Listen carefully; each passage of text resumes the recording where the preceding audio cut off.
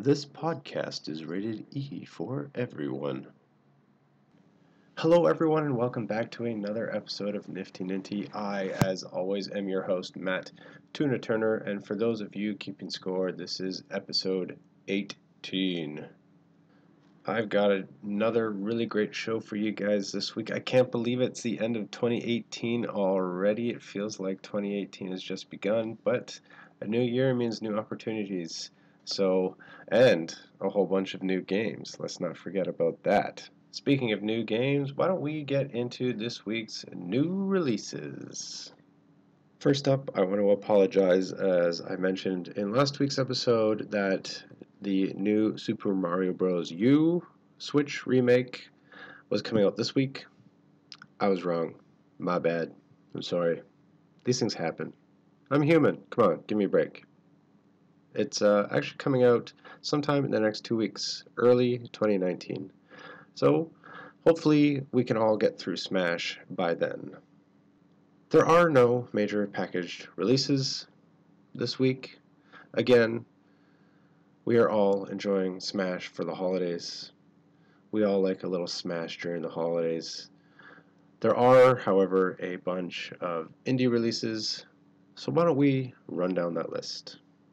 Coming up first is Arrow, the Complete Edition, because a partial edition isn't good enough. Followed by Abyss. And then Assassin's Creed, Black Sea Odyssey. There's a lot of Odysseys this year. Digirati Indie. Oh, I've said that so wrong. The Digirati Indie Bundle, which includes Ink and Hacky Sack. Up next, get your shovels ready because it's time to dig with Digger Man. Followed by Dynasty Warriors 8 Extreme Legends, the Definitive Edition. Up next, we have Odium to the Core, followed by Omega Strike. And then Pipe Push Paradise, which kind of seems like it should be an LGBT novel. Just saying. Next, we have Revenge of the Bird King, because I guess we wronged the Bird King. Followed by Superhero Fight Club Reloaded. Up next, Super Treasure Arena. And finally, for the Nintendo Switch, Uncanny Valley. There was one Wii U title this week, at least I think it was supposed to come out this week. It is simply listed as 2018 for the Wii U, and that is Shovel Knight, King of Cards. So if any of you are still on your Wii U, and happen to be on the eShop sometime in the next week, let me know. See if it's there. Drop a comment. Let me know. Also, speaking of which, for the ambiguous 2018 releases, this one's coming to the Switch. I haven't had an opportunity to see if it's actually there yet, considering 2018 ends in, a day. I wonder if it's actually there. And that is Super Meat Boy Forever. And that's it for the releases for 2018. So yeah, no more major package releases until early next year, which I guess is fine. Smash is a really good title with lots of content, and they probably don't want anybody straying away from that right now. Although, to be honest, the online play for that is still a little broken. But you can look forward to my review on Smash in a little bit. For now, why don't we run down this past week's news and headlines, which really, there weren't a lot. It's the holiday lull. Everybody's all drunk on turkey and Glühwein, so not a whole lot happening right now. First up, there's a savvy little modder out there who has decided to take the Mario 64 engine and recreate lots of the original Super Mario Bros. Levels inside of Super Mario 64. The modder's name is, I'm going to get this wrong and I apologize, Kaze Emmanuar, and he has taken the 2D level design of the much older, Super Mario Bros. And has decided to recreate those levels with the Super Mario 64 engine. This mod is unique as it allows players to enjoy the modern accoutrement of Mario, the wall jumps, flips, all that kind of stuff, but puts it inside of the classic Mario setting. The mod also contains 4 playable characters, one of which I know people are clamoring for in a new certain release called Smash. At least there are people out there who still remember who this character is, and that character, of course, is Waluigi. So, may not be playable in Smash, but playable in this mod. And speaking of Smash, yes, that was a good segue, thank you. Speaking of Smash, coming hot on the heels on the announcement of the Piranha Plant DLC, which reminds me I still need to redeem that code. I should do that before I forget. Okay, hold on a sec. I'll be right back.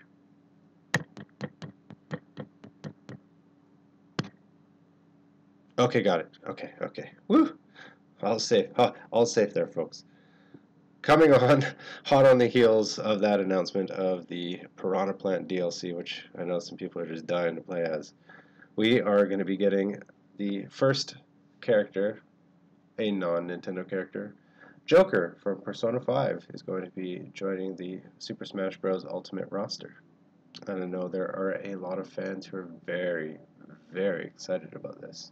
I never played Persona. I know that this announcement has spawned a new interest in that title. I've been told it's great. Maybe I'll go check it out. But regardless, I really think maybe that I should buy that Fighters pack. And that's it for the news. Like I said, really slow. Really slow. Too many people are hungover.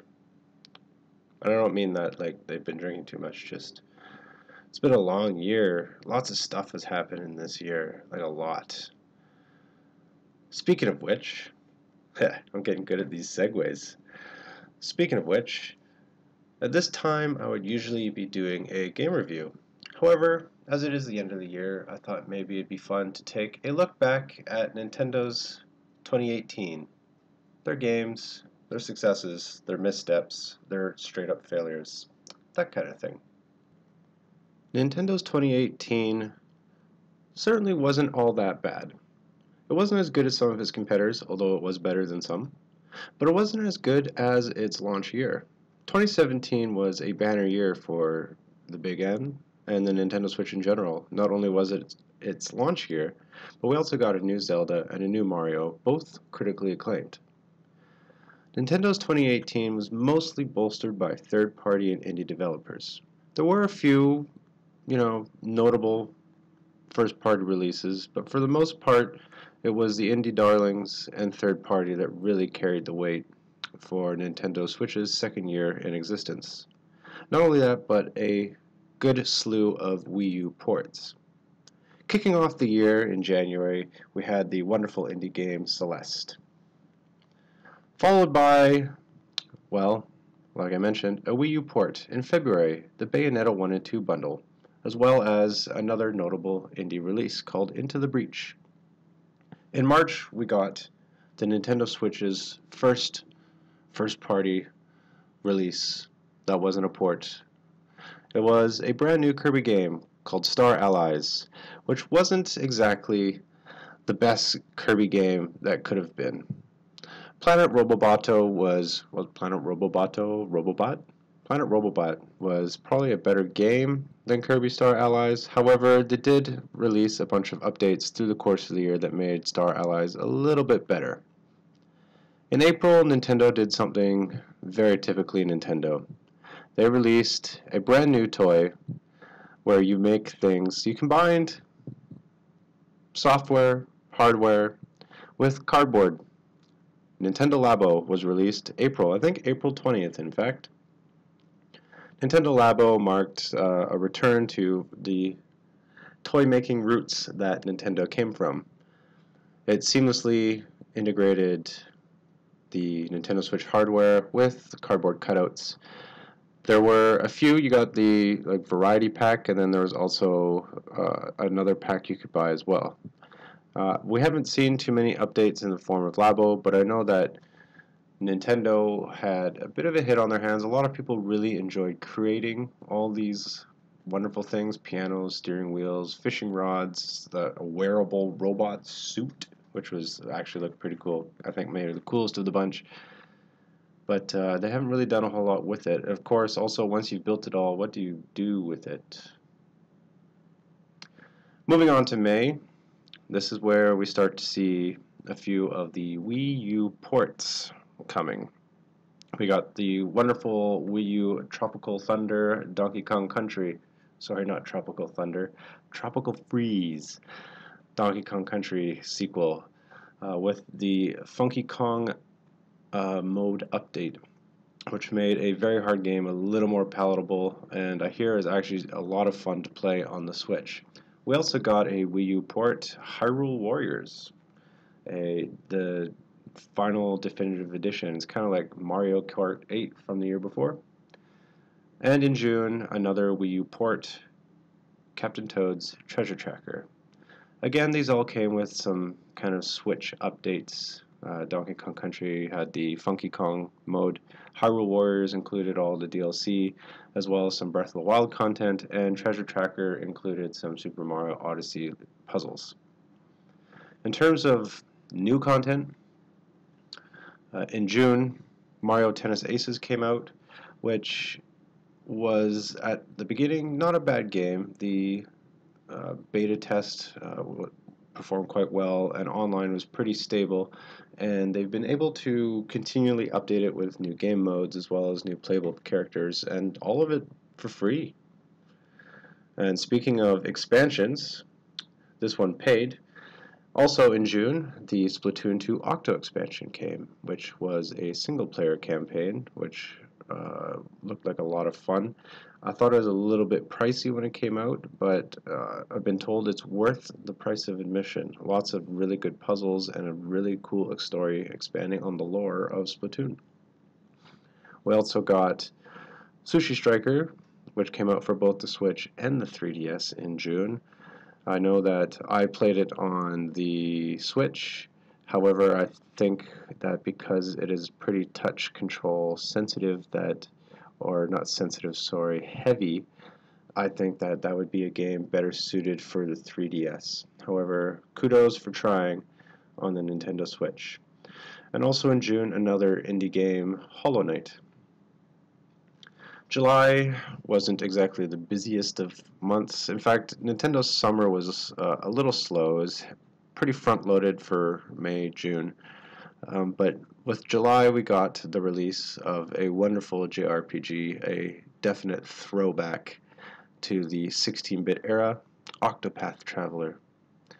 A game that I have and brought Square Enix back to the Nintendo family, actually. A nice throwback to the days of the 16-bit era. It had a nice 2.5D kind of pop-up book feel, as well as 8 winding paths that would interconnect and be at sometimes quite emotional. In the middle of summer, the dead of heat, August.